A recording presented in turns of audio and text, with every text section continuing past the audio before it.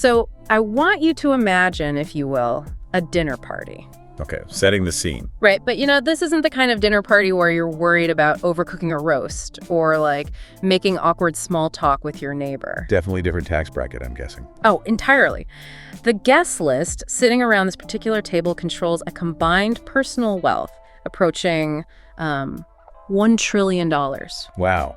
Yeah, that changes the dynamic. It really does. And the casual conversations happening over the appetizers, they will literally dictate the physical architecture of global supply chains for the next decade. Which is terrifying, honestly. It is. And the unspoken underlying tensions between the hosts of this dinner could quite literally mean the difference between global macroeconomic stability and, well, the sudden outbreak of a completely new kind of war. I mean, it sounds like the pitch for some intricate geopolitical thriller movie. Right.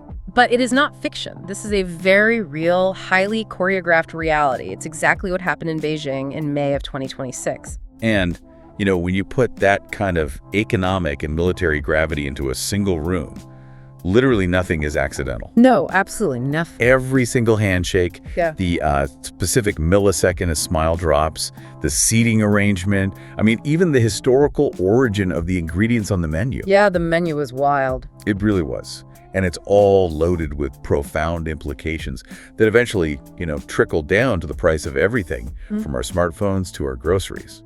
Which is exactly our mission for this deep dive today. We are unpacking the highly anticipated, deeply complex, and honestly somewhat surreal May 2026 state visit of U.S. President Donald Trump to Chinese leader Xi Jinping. A massive topic. Massive. And to do this, we've brought a huge and somewhat contradictory stack of sources to the table today. Yeah, we've got quite the reading list. We really do. We're pulling from the official White House fact sheets detailing the visit, alongside global media reports from The Guardian and the Financial Express. Right, getting that outside perspective. Exactly. Plus, we're weaving in some incredibly detailed historical context to understand the physical spaces they occupied. And we have a truly fascinating stack of analytical essays from the National Committee on American Foreign Policy. The NTGovP's Next Generation Working Group, right? That's the one. And what's fascinating here is that our goal isn't just to recap the itinerary. Anyone can read a press release. Right, that's boring. Our job is to decode the massive dissonance between these sources. Because when you stack them side by side, the whiplash is intense. It really is. You read the White House documents, and they're claiming the security of historic, unprecedented deals. Yeah, victory laps all around. But then you flip over to foreign media analysis in The Guardian, and they're characterizing it as a stalemate summit. Exactly. And you look at the financial sector, and the tech markets in China actually experienced a measurable drop right after the visit. Which is wild for a historic trade win. So our mission today is to dig into the mechanical reality of these agreements.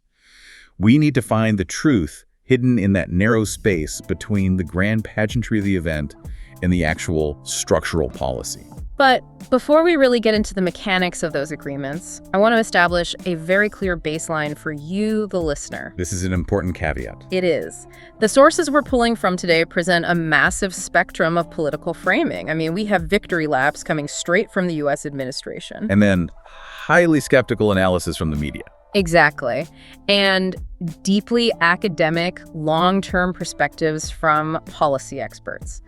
So our job here is absolutely not to take sides. No, we're just analysts here. Right. We are not endorsing any political viewpoints, left-wing, right-wing, or anything in between. We're just going to impartially lay out the facts, the claims, and the expert analysis exactly as they appear in our source materials. We're basically putting all the complex pieces on the board and explaining how they interlock. So you can draw your own conclusions. It really is the only objective way to look at an event of this magnitude.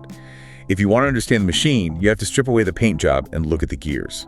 Okay, so let's look at the stage they built before they ever sat down at the negotiation table. Because in diplomacy, the physical environment is a crucial part of the leverage. Or absolutely. The medium is the message. Yeah. And nowhere is that more true than in Beijing. Right, where state visits are basically an art form. Refined over centuries, literally. The logistics alone are just staggering. According to the Wikipedia details, the physical preparation started days in advance.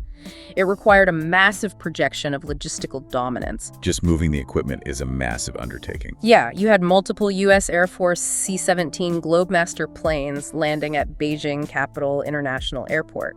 And their sole purpose was just to drop off the beast. The heavily armored presidential limousine. Right. Right, along with the massive fleet of decoy vehicles, communication arrays, all that support gear. It's an incredible flex of logistical muscle. And by the time the president actually arrived on the evening of May 13th, the atmosphere was, like, cinematic.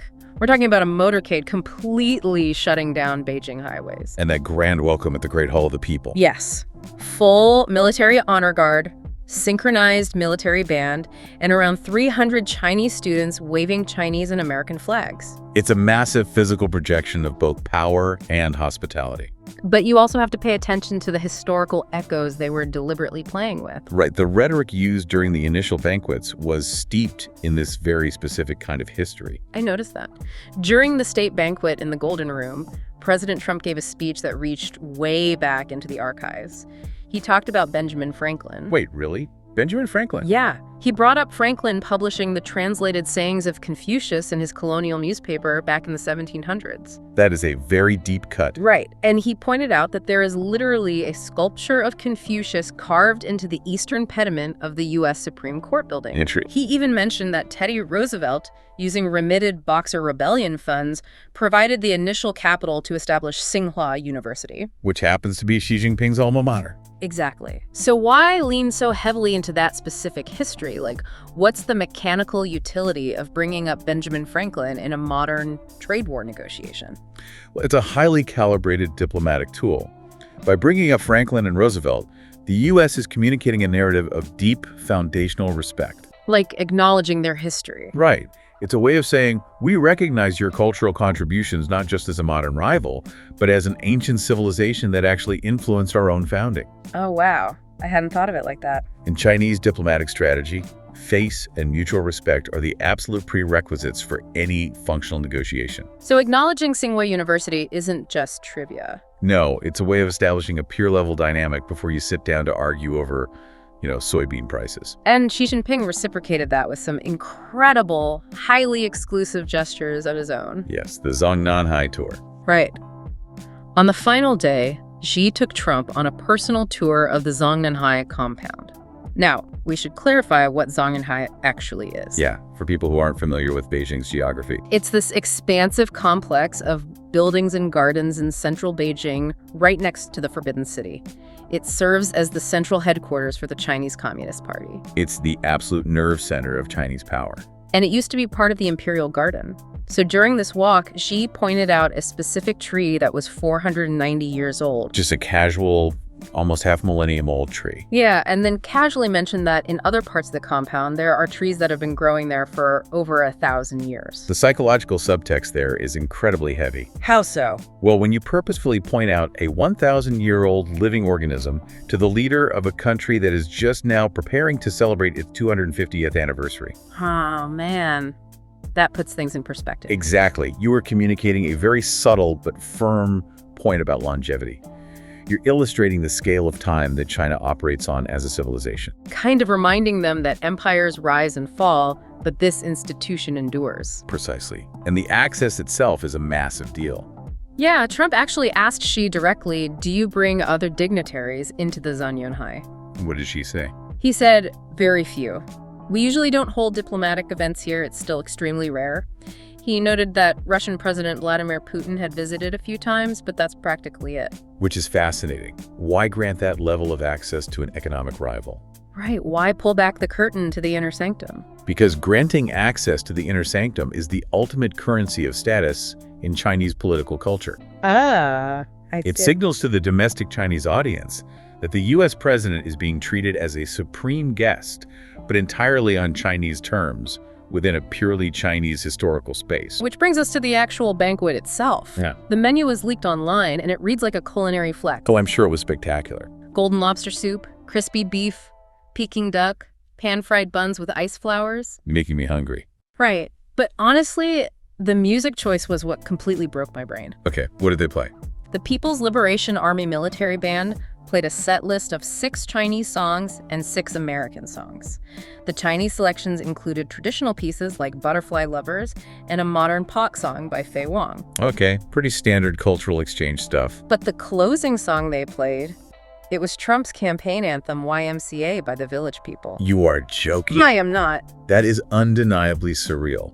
You have a highly disciplined military band playing a 1970s disco anthem in the Great Hall of the People. It's wild, but again, look at the mechanics of hospitality. It highlights the lengths they'll go to cater to the specific personal tastes of their guests. It's a completely calculated charm offensive. But we can't just talk about the two leaders because the guest of honor brought an entourage that completely changed the gravity of the room. Yes, the CEO delegation. The Financial Express actually ran the numbers on this. They calculated the combined net worth of this specific CEO delegation at roughly $870 billion. That is an unfathomable amount of wealth in one room. You had Elon Musk of Tesla and SpaceX, Tim Cook of Apple, Larry Fink of BlackRock, Steven Schwarzman of Blackstone. It's a roster of the most powerful corporate architects on the planet. And we have to understand why they were brought. These individuals aren't just wealthy tourists tagging along for photo ops. Right. They represent something deeper. They physically represent the deep structural and often painful economic interdependence between the two nations.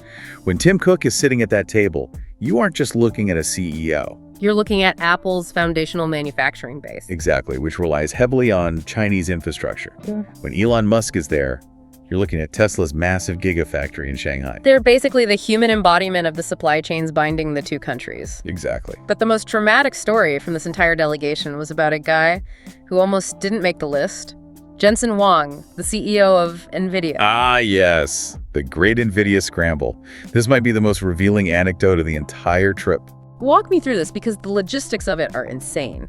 Initially, Huang was intentionally left off the invite list, right? He was. According to the reporting, the White House originally wanted to tightly focus the narrative of this trip on agriculture and commercial aviation. The traditional exports. Right.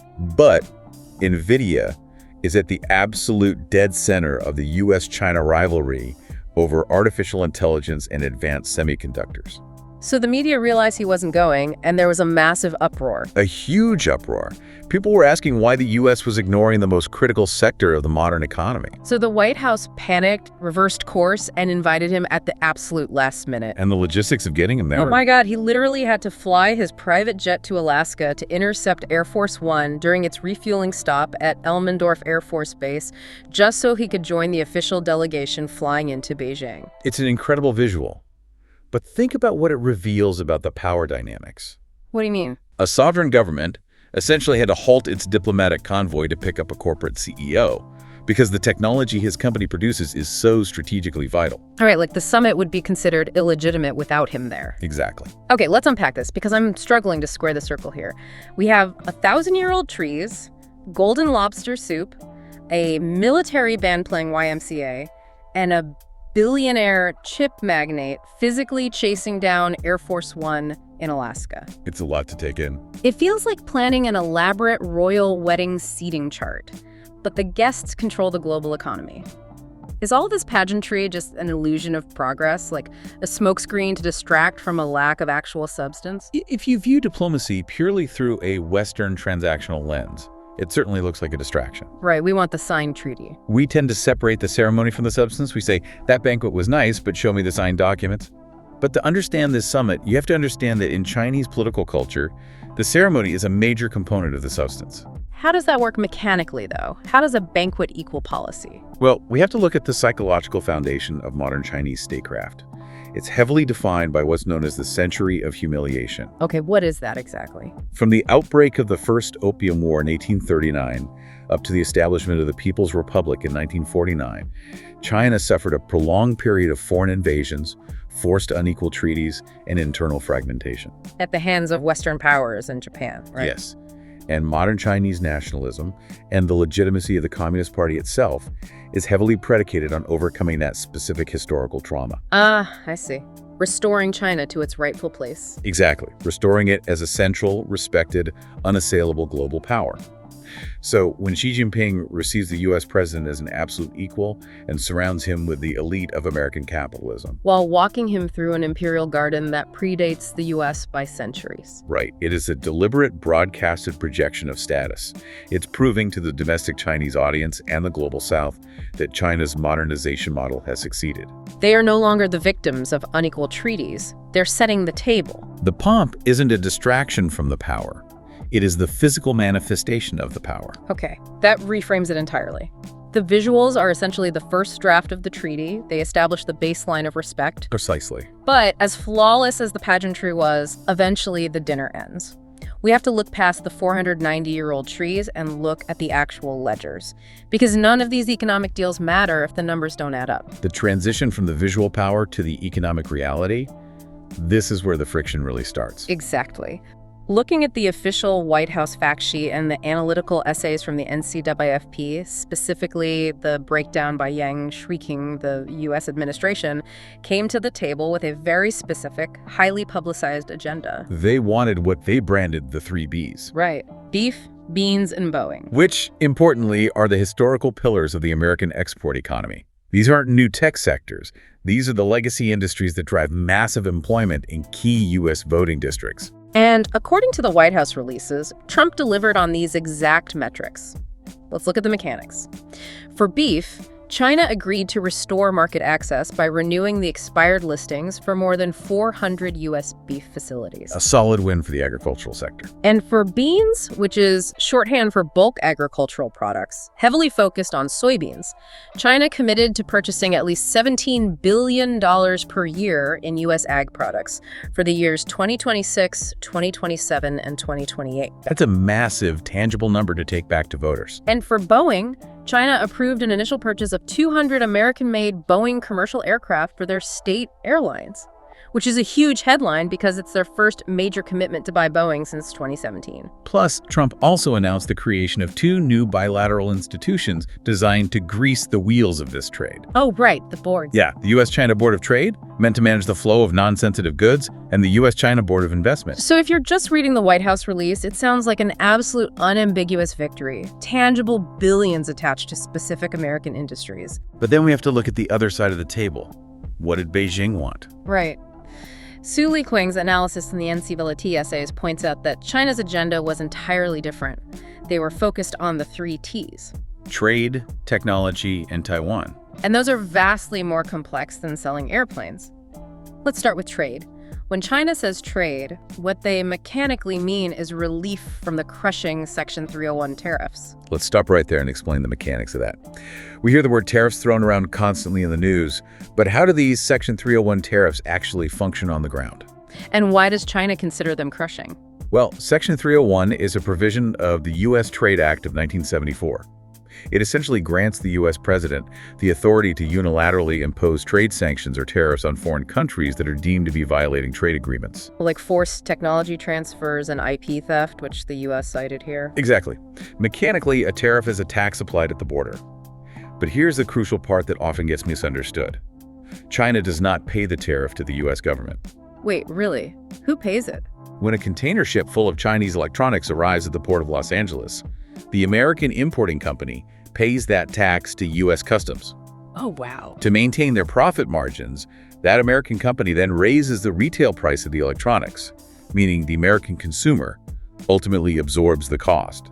But why is it crushing to China then, if the U.S. consumer pays? Because those higher retail prices make Chinese goods significantly less competitive in the U.S. market compared to goods from countries like Vietnam or Mexico that don't face those tariffs. It artificially chokes off Chinese export volume. Okay, so that's the first T, trade. The second T is technology, meaning an easing of U.S. export controls on advanced semiconductors. And the third T is Taiwan, which is the absolute non-negotiable red line for Beijing, which we'll explore in depth a bit later. Right. So looking at the tech side, did China get what it wanted? Because this is where Jensen Huang's chaotic dash to Alaska suddenly makes perfect sense. It really does. The U.S. Department of Commerce actually granted approval for 10 massive Chinese tech companies to purchase Nvidia's highly advanced H200 chips. We're talking about heavyweights like Alibaba, Tencent, ByteDance, and JD.com. It was a vital concession. Without access to those specific chips, China's ability to train competitive generative AI models is severely kneecapped. But then there's the incredibly thorny issue of rare earth minerals. Oh, this is a massive bottleneck. Right. These are critical chemical elements, things like yttrium, scandium, neodymium, and indium. They are absolutely essential for the physical manufacturing of everything from the touchscreens on our smartphones to the guidance systems in F-35 fighter jets. And EV motors. Yes, the magnets in an electric vehicle motor. Now, the White House fact sheet boldly claims that China will address U.S. concerns regarding supply chain shortages and lift restrictions on exporting rare earth production equipment. Right. But when you read The Guardian's reporting on the actual implementation, the U.S. Trade Representative admitted off the record that China is still dragging its feet on approving export licenses for these minerals. Yeah, U.S. officials are having to intervene constantly just to get shipments released. So, walk me through the mechanics of this. Why is the U.S., a massive, resource-rich country, begging China for export licenses for rocks? It's a fantastic question, and it requires looking at how the supply chain actually works. It's a common misconception that China dominates rare earths simply because they have more of the raw minerals in their soil. They don't. The U.S. actually has significant rare earth deposits. The Mountain Pass mine in California is massive. The leverage isn't in the mining, the leverage is in the refinement. The processing. Exactly. Taking rare earth ore out of the ground is relatively easy, but separating that ore into usable individual elements like neodymium requires an incredibly complex, highly toxic, and environmentally devastating chemical separation process. Oh, so that's a dirty job. Extremely. Yeah. Back in the 80s and 90s, the U.S. essentially decided it didn't want the environmental damage or the high labor costs associated with that processing. So they outsourced the entire refinement industry to China. China spent decades building massive state-subsidized infrastructure to refine these minerals, effectively establishing a global monopoly on the processing choke point. So even if the U.S. mines rare earths in California? They currently have to ship the raw ore to China to be processed into usable material and then buy it back. That is insane. Right. When China delays an export license, they are squeezing that choke point. And spinning up domestic U.S. refinement facilities to bypass them takes years and billions of dollars. That is a terrifying vulnerability. And it brings me to the ultimate reality check of this entire summit. The market reaction. Yes. You would logically think that after President Trump hails fantastic trade deals securing billions in agriculture and aviation, the global markets would surge with optimism. But what actually happened mechanically? They didn't surge. No. The day after the summit wrapped, the Financial Express reported that China's benchmark CSI 300 index dropped 1.1% and major tech stocks retreated. If the deals were so historic, why did the people who actually move the money react with pessimism? Because the financial markets are incredibly unsentimental. They look right past the press conferences and the signed IOUs, and they look for structural, mathematical changes to the economy. And they didn't see any. Okay, I have an analogy for this. If I'm looking to buy a house, I want to see the structural inspection report from the engineer.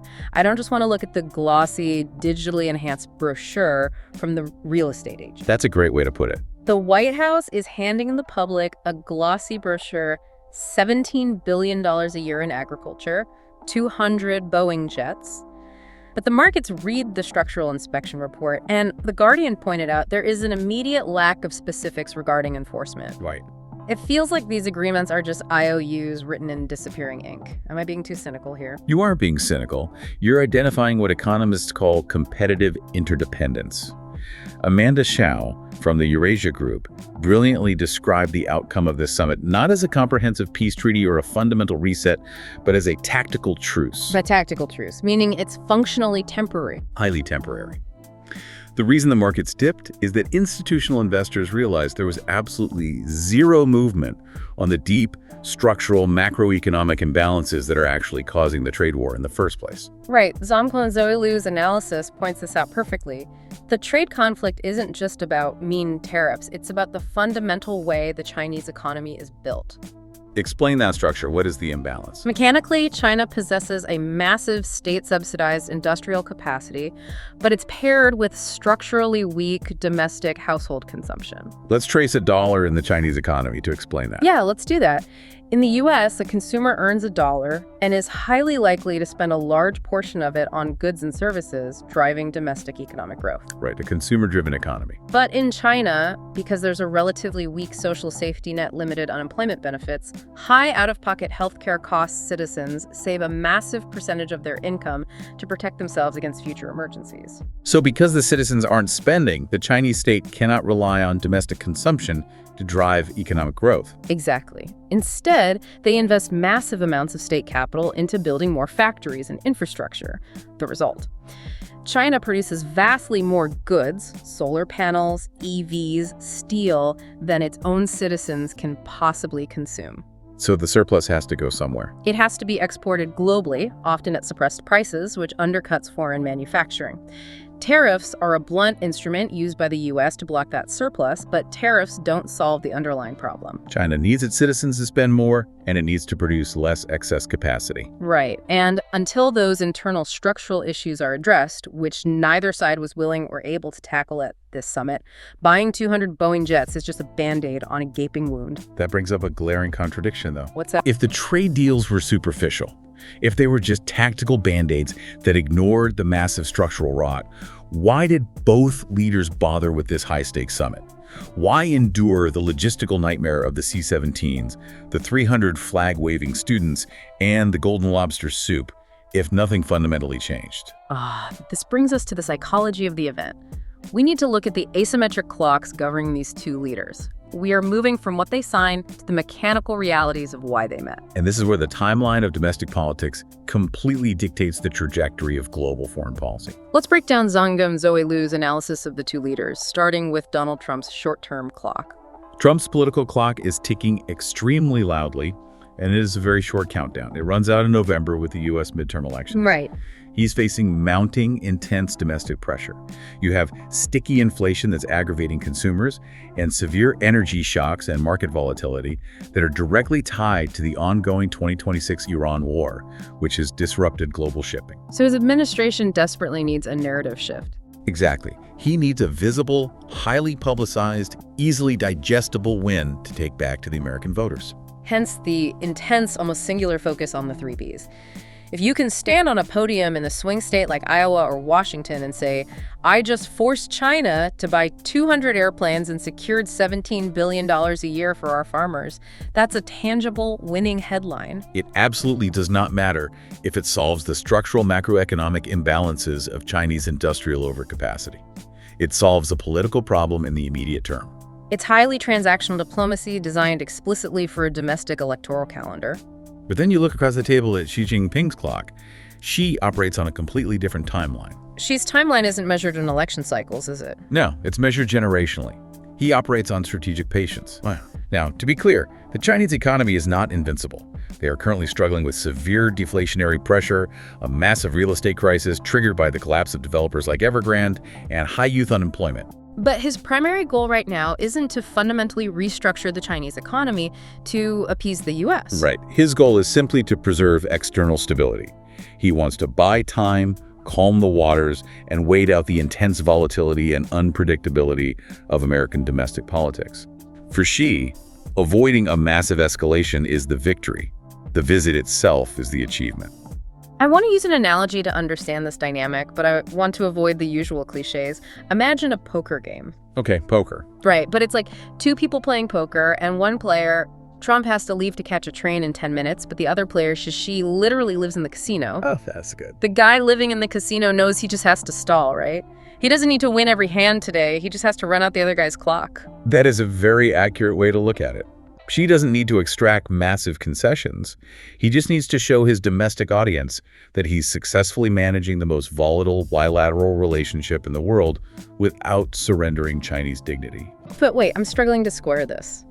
If both sides know this is just a temporary performance, if Trump's team knows Xi is just stalling for time and Xi's team knows Trump just needs a headline for November, doesn't that render the whole relationship incredibly fragile? Oh, it makes it terrifyingly fragile. It feels like building a skyscraper on a foundation of sand. Yes. And this is the immense danger of a geopolitical relationship that's built almost entirely on top-level leader-to-leader engagement. Because while the two leaders are smiling and walking through the 1,000-year-old gardens of the Zhongnanhai, the vast bureaucratic machines underneath them are still fully engaged in intense structural strategic competition. Like, for example, while this summit was happening, the U.S. Congress was aggressively pushing forward legislation like the MTCH Act. Let's explain the MTCH Act, because that acronym gets thrown around in the financial press without much context. How does this physically work? The MTC Act is designed to severely escalate semiconductor export controls against China. Mechanically, it expands something called the Foreign Direct Product Rule, or FDPR. Under normal circumstances, the U.S. can only restrict the export of items physically made in the United States. But the FDPR allows the U.S. government to regulate and restrict items manufactured entirely in foreign countries by non-U.S. companies if those items are produced using U.S. software, U.S. technology, or U.S. equipment. It's a massive overreach of jurisdiction, intentionally. Well, exactly. The MTCH Act seeks to tighten this net, making it incredibly difficult for China to source advanced chips from anywhere in the world, not just from America. So while the leaders are shaking hands, the legislative branch is actively trying to choke out the Chinese tech sector. That means the foundational mistrust is completely untouched. Untouched and actively deepening. The tactical truce can vanish at a leader's whim or with a change in administration following the elections. There is no institutional bedrock, no deep treaty holding the relationship together right now. Just the mutual temporary desire to avoid a crisis before November. And speaking of crises, we have to recognize that this summit did not happen in a vacuum. You cannot understand the economic leverage, the trade deals, or the pageantry without understanding the active military crises raging in the background. The stakes go from economic prosperity to global peace very quickly when you introduce those flashpoints. Let's start with the Middle East. The 2026 Iran war is the inescapable backdrop for everything discussed in Beijing.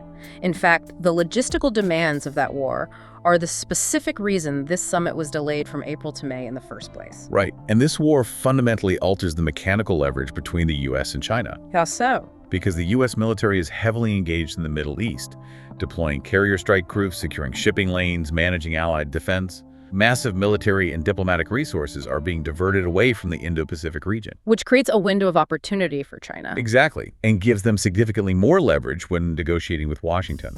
The U.S. simply cannot afford a two-front crisis. So what did they actually agree on regarding Iran?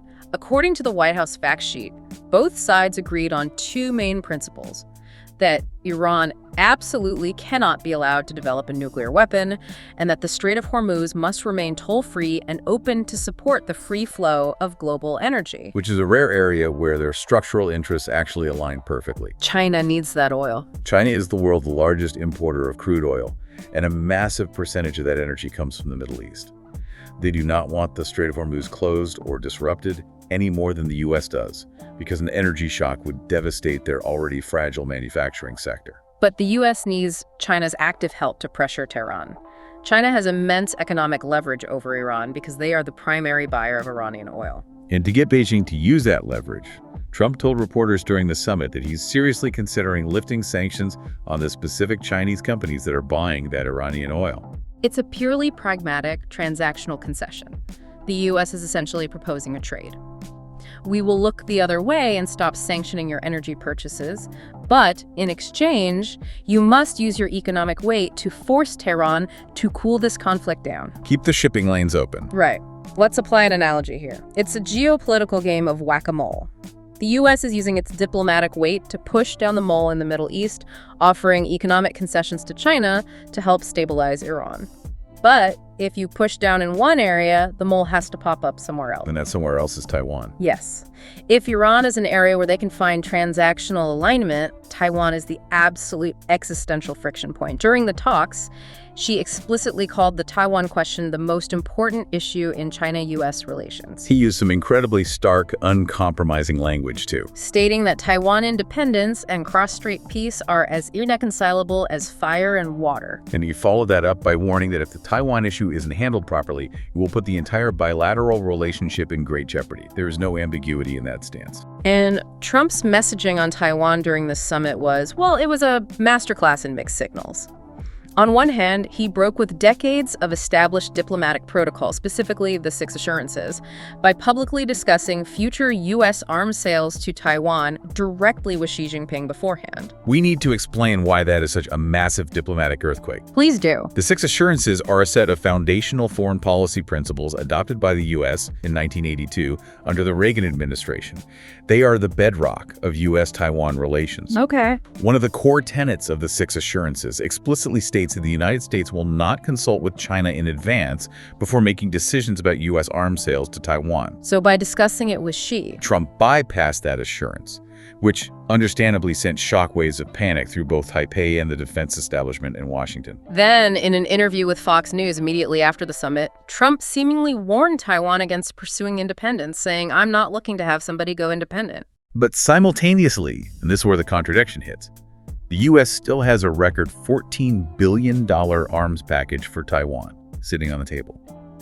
The administration put it on hold during the summit, presumably as a negotiation tactic, but it hasn't been officially canceled.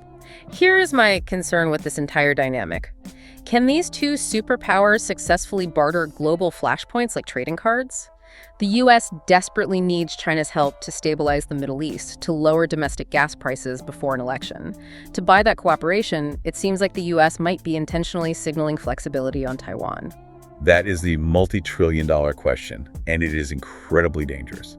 If we look at the NCAAFP essays, specifically the analysis of the Thucydides Trap, which is the historical theory that a rising power and an established power are almost destined for military conflict, we see that both sides are currently trying to engage and manage strategic rivalry. Meaning they're trying to contain regional brushfires? Exactly, because a full-scale kinetic conflict over Taiwan wouldn't just be a localized naval war. It would completely paralyze global shipping, instantly destroy the global semiconductor industry, and trigger a global macroeconomic depression that would make 2008 look minor. The economic destruction would be mutually assured. Exactly. However, treating Taiwan merely as a transactional bargaining chip to secure short-term stability in the Middle East is incredibly volatile. It sends confusing and terrifying signals to core U.S. allies in the region, like Japan, South Korea, and the Philippines. Because they rely entirely on the predictability of the U.S. security umbrella. Right. If those allies begin to believe that the U.S. will trade away Taiwan's security for lower gas prices or soybean contracts at home, the entire alliance structure in the Pacific begins to fracture. Countries will start seeking their own independent security arrangements, which leads to massive regional destabilization. It's a geopolitical high-wire act with absolutely no safety net. We've talked about the physical geography of trade wars, the proxy wars in the Middle East, and the threat of naval war over Taiwan. But there is one more topic that dominated the background of this summit. The invisible elephant. Yes. And in many ways, it's the most profound threat they discussed because it's not bound by geography and it operates faster than human cognition. We have to look at artificial intelligence and global governance. This is where the conversation abruptly shifts from traditional 20th century geopolitics to 21st century existential risk. This whole AI arms race narrative that the media absolutely loves to push, the essays from Xiao Qian and Susan Thornton completely dismantle it. They do. They both highlight how the media thrives on this simple, easily digestible story. The U.S. and China are sprinting in separate lanes to build the smartest algorithm to dominate the future, and winner takes all. But both of these experts forcefully argue that framing it as a race is inherently deeply dangerous. It is dangerous because it ignores the physical and digital reality of how this technology is built. Artificial intelligence is not being developed in isolated, hermetically sealed national silos like the Manhattan Project. It is deeply, fundamentally interconnected. Right, the supply chains and data sets. Look at the mechanics. You have multinational research teams publishing open source papers, global data sets being scraped from servers around the world, and massively interdependent hardware supply chains stretching from Taiwan to the Netherlands to Silicon Valley. So treating it as a zero-sum, Cold War-style arms race destroys scientific transparency. And it prioritizes speed over safety. You actively encourage developers to cut corners on alignment and guardrails because they're terrified the other guy's going to cross the finish line first. And the consequences of cutting those corners aren't just like bad software. They are terrifying, especially when we look at the specific intersection of AI and the nuclear threat. We are talking about integrating systems that operate at computational speeds that compress the window for human assessment down to milliseconds. This is the absolute nightmare scenario for nuclear strategists. Let's look at a historical example. In 1983, a Soviet early warning system falsely detected 5 incoming American nuclear missiles. Oh, I've heard the story. A human officer, Stanislav Petrov, analyzed the data, realized the system was glitching based on sunlight reflecting off clouds, and chose not to launch a retaliatory strike. He had minutes to think, wait, and verify. He saved the world. Wow. But modern warfare involves hypersonic missiles that dramatically reduce response times. If you integrate AI into early warning radar and command and control systems, you are handing decision-making to a machine that processes data so fast that it can recommend or theoretically even initiate retaliatory automated strikes before a human being can even comprehend the radar signature. Which is why the single most vital, existentially necessary agreement at this entire summit, though it didn't get nearly as many headlines as the Boeing jets, was advancing the strict protocols on keeping humans in the loop for nuclear weapons. President Biden and President Xi had made a preliminary, somewhat vague statement on this back in 2024. But during this 2026 summit, Trump and Xi advanced the necessity of a formal framework for AI safety. It's a mutual, desperate recognition that neither side can afford to let a black box algorithm have the physical capacity to pull the nuclear trigger. But wait, how do we actually prevent an accident? We are basically giving two rival nations race cars with experimental steering, no brakes, and telling them to drive at top speed on the exact same track. That's a good way to frame the risk. If a system hallucination happens, say an AI-integrated radar system sees a flock of birds or a weather anomaly and confidently identifies it as a stealth bomber swarm, or if there's an unforeseen coding glitch, how do we know it won't be interpreted by the other side as a deliberate first strike attack? That is precisely the terrifying issue. In a high mistrust environment, which, based on everything we've discussed today regarding tariffs, export controls in Taiwan, is exactly what the U.S. and China are trapped in right now. The line between a technical accident and an intentional, state-sponsored attack blurs entirely. Because they have absolutely no foundation of trust to fall back on. Exactly. If an AI system autonomously executes a flash crash on a financial market or misidentifies a radar signature, the opposing side isn't going to pause and assume it was a harmless software bug. Their default assumption, driven by mistrust, will be that it is an act of war. So that's why they need the framework. That is why creating direct communication hotlines, establishing joint crisis management protocols specifically for AI incidents, and mandating that a human remains in the loop is the single most underreported necessity of this summit. It's not just about which country can build the fastest Nvidia microchip. It's about ensuring that the chip doesn't accidentally trigger World War III because of a hallucination in the dataset. Which brings us back to the reality of our own lives. For you, the listener, you might have started this deep dive wondering why you should care about a highly choreographed summit in Beijing. It's easy to just see the spectacle. It is very easy to look at the pageantry, the golden lobster soup, the military bands, the billionaire CEOs, and the old men in suits walking through imperial gardens and dismiss it as a performance that has nothing to do with your daily life. But it has everything to do with it. The conversations happening in that 1,000-year-old garden dictated the price of your groceries by determining the massive flow of soybean and beef exports. They dictated the physical availability and cost of the microchips in your phone by deciding exactly who gets access to Nvidia's H200s. And the gas in your car. Right. They impacted the price of the gas you put in your car by negotiating the geopolitical flow of Iranian oil through the Strait of Hormuz. And quite literally, they dictated the safety of the global nuclear arsenal by trying to construct desperate guardrails around artificial intelligence. If we have to summarize the entirety of the May 2026 summit based on the massive stack of sources we've unpacked today, it was a masterclass in what the experts call managed strategic rivalry. It was a temporary tactical truce. Exactly. Yeah. It successfully provided Donald Trump with the tangible domestic economic headlines he needed to relieve political pressure before the November elections. And it provided Xi Jinping with the projected stability, global respect, and vital time he required to manage his own domestic pressures. But we have to be clear-eyed about the mechanics. Right. It achieved all of this without solving a single underlying structural issue in the relationship. Not one. The macroeconomic imbalances driving the trade war, the intense military friction over Taiwan, the legislative attempts to choke off the tech sector, the race for technological dominance, all of the structural kindling is still piled high, waiting for a spark. And that reality leaves us with a chilling final thought to consider.